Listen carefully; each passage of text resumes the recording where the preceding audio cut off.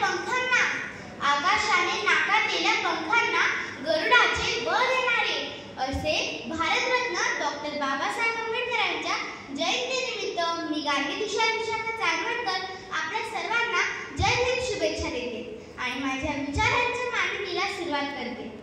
शिव फुले शाहू आंबेडकर विचारांचे अनुबंध या विषयावर बोलताना मला मनस्वी आनंद होत आहे.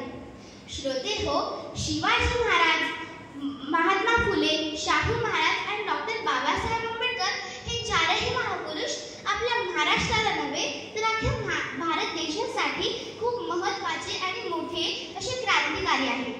त्या चारींचा काळ जरी वेगळा असला तरी या चारींचे विचारांमध्ये खूप सारखेपणा आहे आणि हाच अनुबंध स्पष्ट करण्यासाठी मी आपल्या समोर उभी आहे.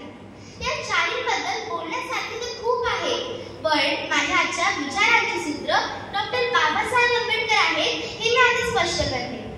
शिवाजी राजांच्या संदर्भात डॉक्टर बाबासाहेब आंबेडकरांना अतिशय आदर होता आणि म्हणून मुंबईला शिवजयंतीच्या कार्यक्रमात डॉक्टर बाबासाहेब आंबेडकर म्हणाले होते की शिवाजी राजांचे एवढे चांगले राज्य का संपले, कारण राजांचा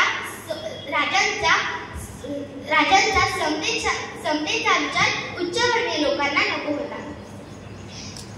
शिवाजी राजांबद्दल महात्मा फुलेंना देखील अतिशय आदर होता, म्हणून त्यांनी शिवाजी राजांचा एक गौरव करणारा पोवाडा लिहिला आणि शिवाजी राजांची काटाकुटीतली समाधी शोधून काढली. शिवाजी राजांना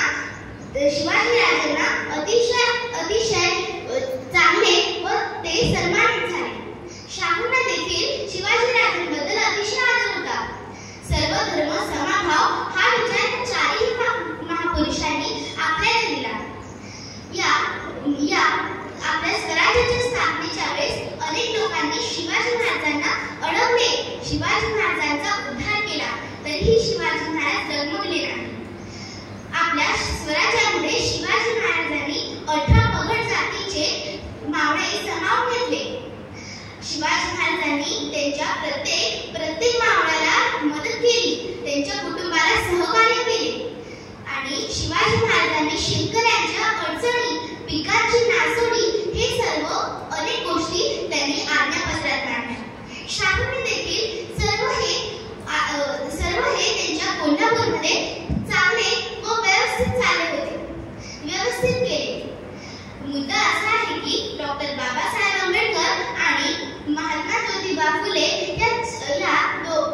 यांच्याकडे राजा महाराजांसारखी श्रीमंती नव्हती, असे स्वराज्य नव्हते, तरीही त्यांनी दुसऱ्यांना मदत केली.